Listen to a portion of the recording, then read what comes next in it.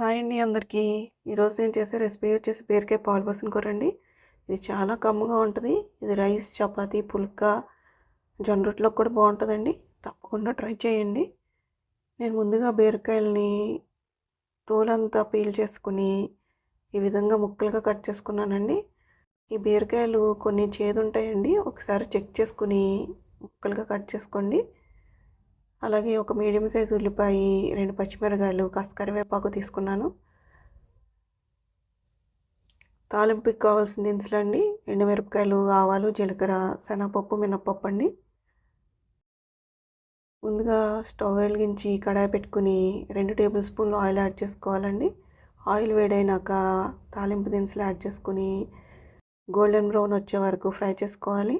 దీనిలో మనకి ఎక్కువ ఆయిల్ పట్టదండి. అలాగే కరివేపాకు కూడా యాడ్ చేసుకుని మంచిగా ఫ్రై అయినాక ఉల్లిపాయలు యాడ్ చేసుకుందామండి.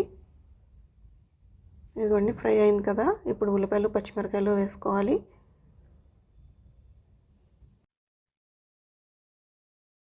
ఉల్లిపాయలు ఒకసారి కలుపుకొని దీనిలో కాస్త ఉప్పు, పసుపు యాడ్ చేసుకుందామండి.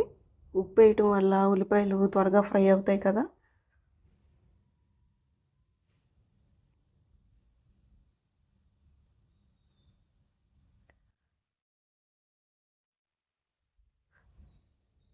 ఇదిగోండి ఒకసారి కలిపేసి సిమ్లోనే ఉంచానండి ఫ్లేమ్ని. మూత పెట్టేస్తున్నాను.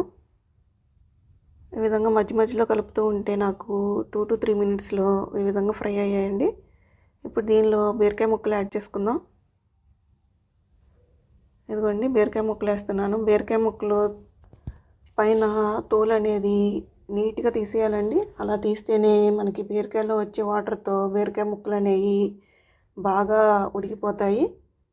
ఎక్స్ట్రా వాటర్ అనేది యాడ్ చేయాల్సిన అవసరం ఉండదండి. మనం కానీ ఫ్లేమ్ని సిమ్లోనే పెట్టుకుని చక్కగా మూత పెట్టి ఉడికించుకుంటే అసలు వాటర్ యాడ్ చేయాల్సిన అవసరం రాదండి. ఇదిగోండి ఒకసారి బాగా కలిపేసుకొని మూత పెట్టేసుకుంటాను. ఇదిగోండి 3 to 4 మినిట్స్ తర్వాత ఒకసారి మూత తీసి చూపిస్తున్నా చూడండి. మనకి ఇప్పుడు కొంచెం లైట్ వాటర్ రావడం స్టార్ట్ అవుద్దండి.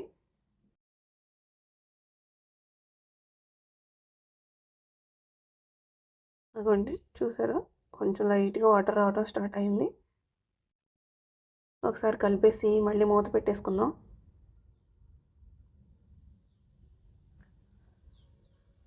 ఇదిగోండి మళ్ళీ కాసేపటి తర్వాత చూపిస్తున్నా చూడండి. మీకు చూపించాలని నేను మళ్ళీ ఒకసారి చూపిస్తున్నాను, కొంచెం లాంగ్ వీడియో అయినా.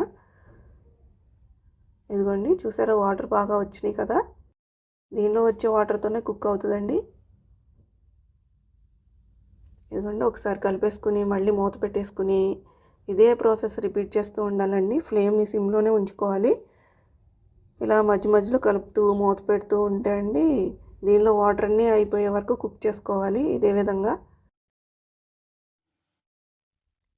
చూసారంటే 5 to 10 మినిట్స్లో ఈ విధంగా వాటర్ అన్నీ అయిపోతాయండి. అయిపోయి ముక్క కూడా మంచిగా కుక్ అయిపోయింది. ఈ వాటర్ అయిపోయినాయి కాబట్టి కొంచెం అడుగంటుతూ ఉంటుందండి. మంచిగా గరిటతో కింద వరకు కలుపుకుంటూ ఉంటే అంటుకోకుండా ఉంటుందండి. ఇదిగోండి మీకు చూపిస్తున్నా చూడండి, ముక్క మెత్తగా ఉడికిపోయింది. ఇదిగోండి ఇప్పుడు ఒకవేళ మీకు వాటర్ అయిపోయినా ముక్క ఉడకపోతే ఇప్పుడు కొంచెం వాటర్ యాడ్ చేసుకుని ఉడికించుకోండి. ఇదిగోండి ఇప్పుడు ఉప్పు, కారం యాడ్ చేస్తున్నాను. స్టార్టింగ్లో కాస్త యాడ్ చేస్తాం కదండి, ఉప్పు చూసి యాడ్ చేసుకోండి.